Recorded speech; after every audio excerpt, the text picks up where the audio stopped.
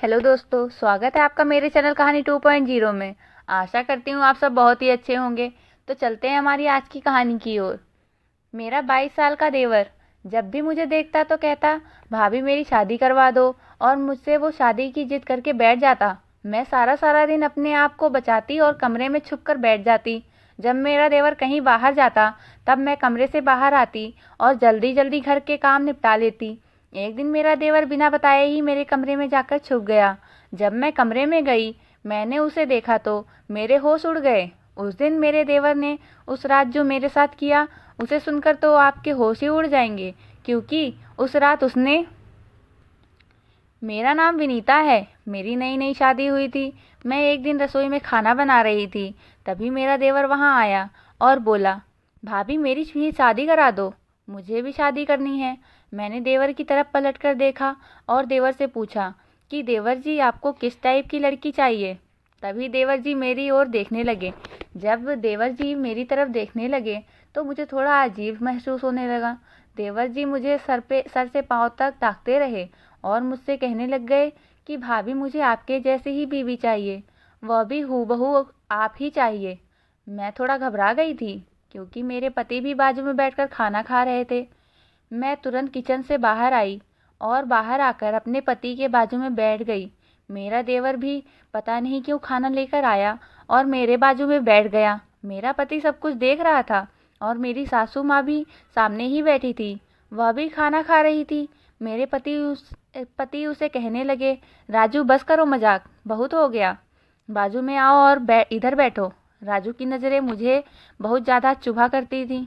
मैं राजू से जितना हो सके उतना दूर रहती थी, क्योंकि ऐसा बार बार मुझसे बहुत ही बदतमीजी से बातें किया करता था। जब भी आता मेरे पास वह कुछ न कुछ घटिया बातें करता और वहाँ से चला जाता।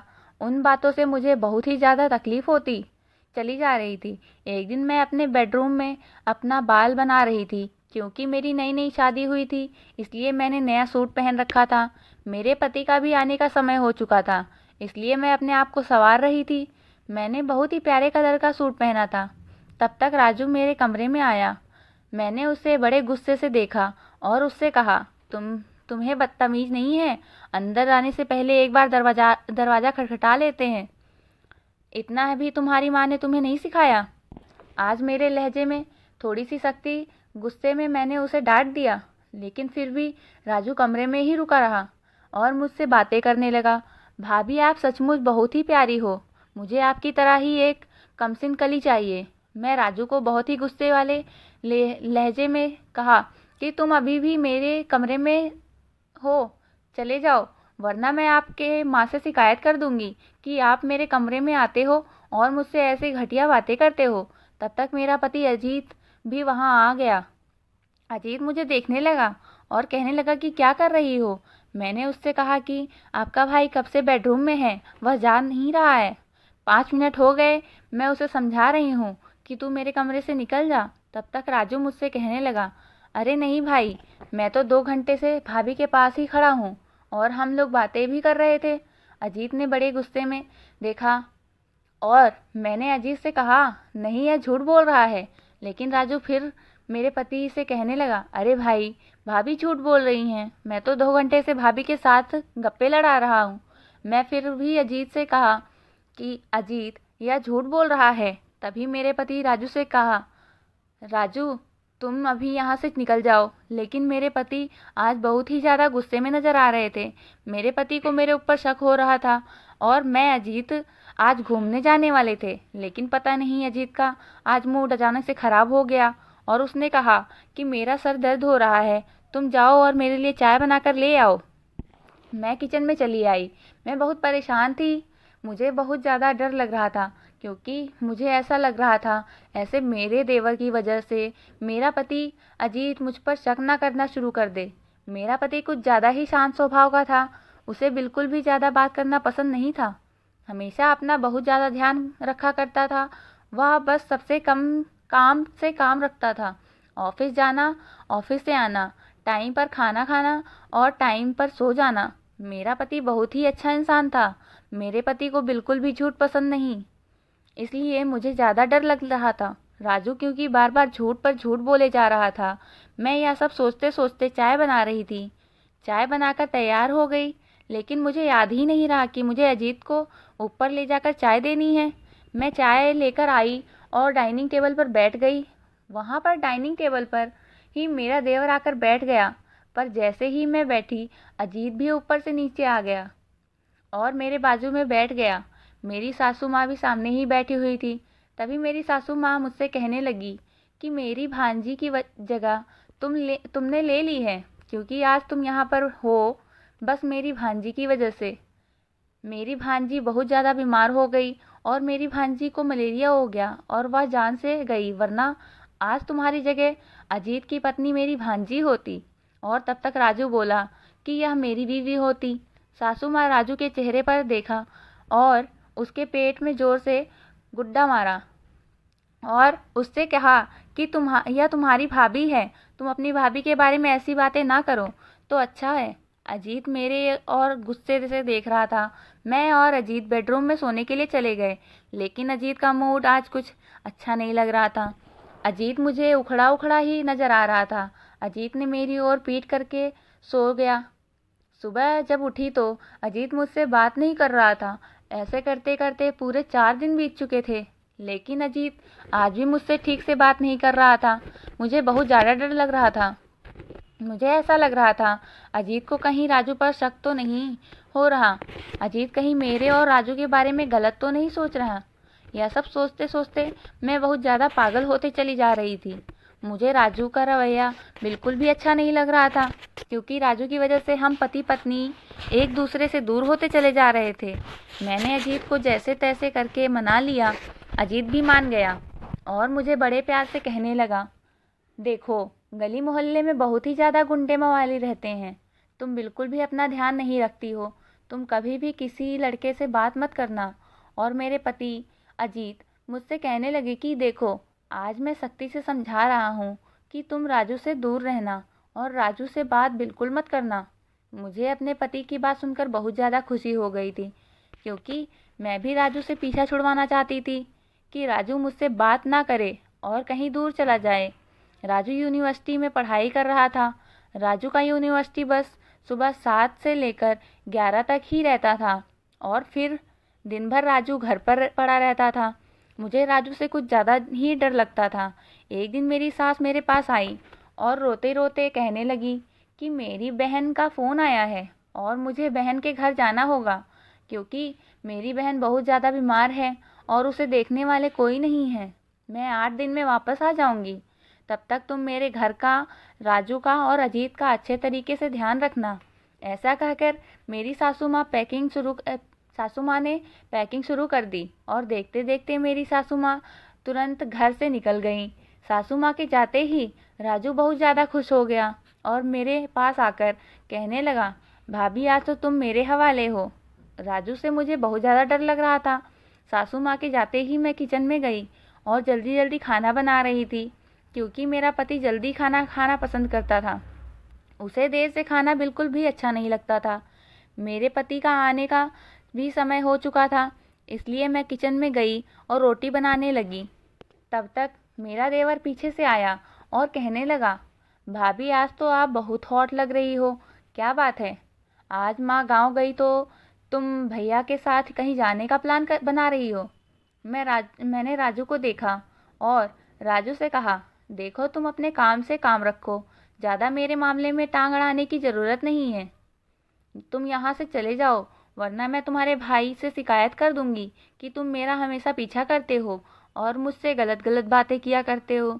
तभी राजू बड़े प्यार से कहा, जाओ मेरी शिकायत भाई से कर दो।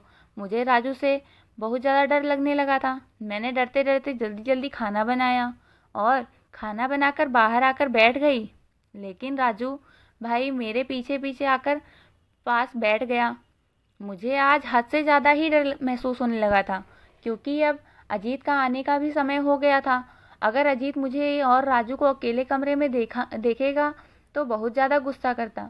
दरवाजे की घंटी बजी और मैंने दरवाज़ा खोला तो देखा कि अजीत ही आया हुआ है।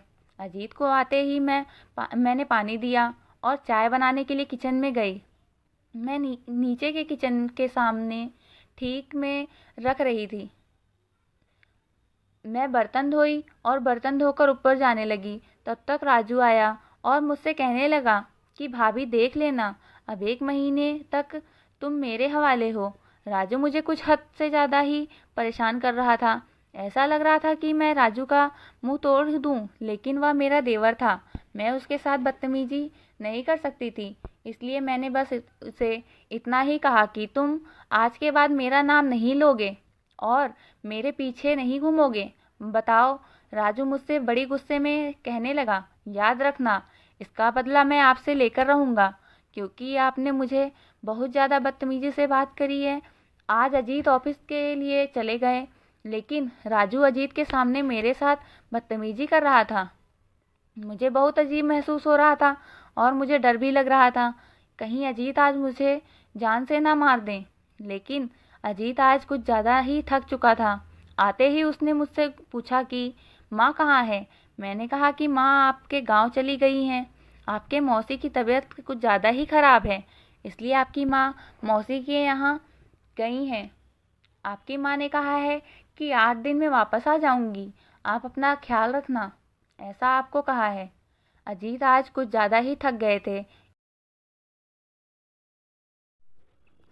इसलिए उन्होंने खाना खाया और खाना खाते ही हम एक साथ अपने कमरे में चले गए और जाते ही सो गए। आज सुबह होते ही अजीत को ऑफिस के लिए टिफ़िन बनाकर दे दिया, क्योंकि अजीत को ऑफिस का खाना बिल्कुल भी अच्छा नहीं लगता था। अजीत अपनी सेहत का कुछ ज़्यादा ही ध्यान रखा करते थे। अजीत ऑफिस के लिए चले गए। मैं भी नीचे आकर खाना बनाने में लग गई, क्योंकि देवर अभी घर पर ही मौजूद था। लेकिन मेरे दिल में बहुत ज़्यादा डर महसूस हो रहा था कि देवर और मैं घर पर अकेले ही हैं, क्योंकि अजीत को यह वाली बात पता चलती तो अजीत बहुत ज़्यादा गुस्सा होता। मेरा देवर आज कॉलेज बंक किया था और घर पर ही रुका था। मैंने देवर से पूछा कि आज तुम कॉलेज क्यों नहीं गए, तो मेरे देवर ने आज मुझे बड़ी ही कमीनी स्माइल दी और अपने बेडरूम में चला गया और मुझसे कहने लगा कि चाय बनाकर रेडी रखना, मैं अभी नहा कर आता हूँ। पता नहीं सुबह से मेरा देवर घर पर कहीं दिखाई नहीं दे रहा था। मैं भी उस पर ज़्यादा ध्यान नहीं दिया करती थी और सीधा अपना जल्दी जल्दी काम ख़त्म करने में लग गई थी। मैंने जल्दी जल्दी काम ख़त्म किया और मैं अकेले ही बैठकर खाना खाई और मैं टीवी देखने में लग गई। मुझे दोपहर की टीवी सीरियल देखना बहुत ज़्यादा पसंद था। मैं टीवी सीरियल देखने में मगन हो गई थी। मैंने थोड़ी देर टीवी देखा और सीधा जाकर अपने बेडरूम में सो गई। जैसे ही मैं बिस्तर पर लेटी, मैंने देखा कि मेरे बदन पर किसी ने हाथ डाला हुआ है। मैंने पलटकर देखा तो मेरा देवर था। मैं ज़ोर से चीख पड़ी। मैं चीखते चीखते दरवाजे की ओर भागने लगी। तब तक सामने से अजीत आ गए और मैं अजीत से बहुत ज़ोर से टकरा गई। मुझे कुछ भी समझ नहीं आ रहा था कि यह सब कुछ क्या हो रहा है, क्योंकि अजीत तो रात में 10 बजे तक लौट के आते हैं और आज तो दोपहर के 2 ही बजे आ रहे हैं और अजीत घर पर आ चुके थे। मेरा देवर कमीनी स्माइल दे रहा था। मेरे देवर ने शर्ट नहीं पहना हुआ था, उसने बस नीचे पैंट पहनी हुई थी। यह सब देखकर अजीत को बहुत ज़्यादा गुस्सा आया और उसने मुझे धक्के देकर घर से निकाल दिया। मैंने अजीत के पैर में गिरकर माफ़ी मांगी। मैंने कहा, अजीत, इसमें मेरी कोई गलती नहीं है। मैं तुम्हारे भाई के साथ कोई भी गलत हरकत नहीं की। अपने भाई से पूछो। लेकिन राजू बहुत ही कमीनी स्माइल दे रहा था, इसलिए अजीत को यकीन हो गया कि यह सब मेरा ही किया धरा है और अजीत ने मुझे घर से धक्के देकर निकाल दिया और मुझे मेरे मायके में भेज दिया। मुझे मेरे मायके में आकर 3 महीने हो चुके थे। ईंटें इस महीने में अजीत ने मुझे कॉल भी नहीं किया था, ना कोई मैसेज डाला था। लेकिन एक दिन मैं दरवाजे पर बैठकर अजीत का इंतज़ार कर रही थी, लेकिन अजीत मुझे लेने के लिए नहीं आया। तभी मैंने देखा कि मेरी सासू माँ अजीत और राजू मेरे घर पर आए हुए हैं। मैं अजीत को देखकर बहुत ज़्यादा खुश हो गई, लेकिन राजू को देखकर मेरे दिल में बहुत ज़्यादा नफ़रत पैदा हो गई, क्योंकि मैं राजू का चेहरा तक नहीं देखना चाहती थी और राजू मेरे सामने आ चुका था। मुझे बड़ा गुस्सा आ रहा था कि राजू मेरा घर मेरे घर पर आया है। सासू माँ आते ही मेरे दोनों हाथ को थामने लग गईं और मुझसे माफ़ी मांगने लग गईं। सासू माँ ने तो मुझसे कहा कि बेटा मुझे माफ़ कर दो, मुझे यह सारी बात पता नहीं थी, मैं कल ही यहाँ पर आई हूँ। तब मुझे पता चला कि अजीत ने तुम्हारे साथ क्या किया और इसमें राजू का कितना बड़ा हाथ है। तभी राजू मेरे पास आया और मेरे पैरों में गिरकर माफ़ी मांगने लगा। वह मुझसे कहने लगा कि भाभी मुझे माफ़ कर दो, मैं तो तुम्हें पहले से ही अपनी माँ मानता हूँ। लेकिन भाई का स्वभाव कुछ ज़्यादा ही शक्की वाला था, इसलिए मैं भाई का स्वभाव चेंज करना चाहता था। इसलिए मैं तुम्हारे साथ ऐसी हरकत किया करता था, लेकिन मुझे नहीं पता था कि भाई एक दिन मेरे ऊपर ही शक करेंगे। सासू माँ ने मेरी तरफ देखा और मुझसे कहने लगी, लड़की की देखो बेटा, राजू बहुत बड़ा प्यारा लड़का है, वह कभी भी तुम्हारे साथ ऐसी कोई गलत हरकत नहीं करेगा। यह मुझे पूरा यकीन था, क्योंकि राजू पहले से ही बहुत ज़्यादा मजाकिया टाइप का इंसान था। वह हमेशा से ही तुम्हारे साथ मजाक किया करता था और उसने जो जो तुम्हारे साथ हरकत की थी वह उसने मुझे सारी बात बता दी थी। और वह मुझसे हमेशा कहता था, देखो आज मैं भाभी के साथ इतना बड़ा मजाक किया और आज भाभी मुझ पर बहुत ज़्यादा गुस्से में चिल्ला रही थी। अजीत मेरे पास है और मुझे ज़ोर से गले लगाकर कहने लगे कि विनीता मुझे माफ़ कर दो, मैंने बहुत बड़ी गलती की थी, तुम्हें घर से निकाल दिया था और मैंने तुम्हारी कोई भी बात नहीं मानी थी। मुझे उस वक्त तुम्हारी बात मान लेनी चाहिए थी। मुझे अपने भाई पर और तुम पर शक नहीं करना चाहिए था। मेरे भाई को पहले से ही पता था कि मैं बहुत ज़्यादा शक्ति वाला इंसान हूँ, इसलिए मेरे भाई ने मुझे तुम्हारे साथ खेल खेला। तुम्हारे जाने के बाद मैं अपने भाई से सब कुछ पूछा। मेरे भाई ने मुझे सारी सच्चाई बता दी थी कि उसने तुम्हारे साथ कितना बड़ा मजाक किया था, लेकिन मैं तुम्हें किस मुंह से लेने आता, इसलिए मैं तुम्हें 3 महीने तक लेने के लिए नहीं आया। लेकिन मैं 3 महीने तक सोया भी नहीं। जब मन में आए तब मैंने माँ को सब कुछ बता दिया। मैंने माँ से भी माफ़ी मांगी और मैंने माँ से कहा कि मुझे आज ही शाम को लेने जाना है। तब माँ भी जल्दी से मान गई और हम सब यहाँ पर चले आए। अब अजीत के साथ बहुत ज़्यादा खुश हूँ और कोशिश करती हूँ कि अजीत कभी मुझ पर गुस्सा ना करें और शक भी ना करें। इस तरीके से मैं रहती हूँ, लेकिन अजीत ने मुझे एहसास दिलवाया है कि कभी भी मुझ पर शक नहीं करेगा। लेकिन मेरा मानना यह है कि रिश्तों की डोरी इतनी कच्ची नहीं होनी चाहिए कि किसी ने हल्का सा भी धक्का दिया और वह रिश्तों की डोर टूट जाए।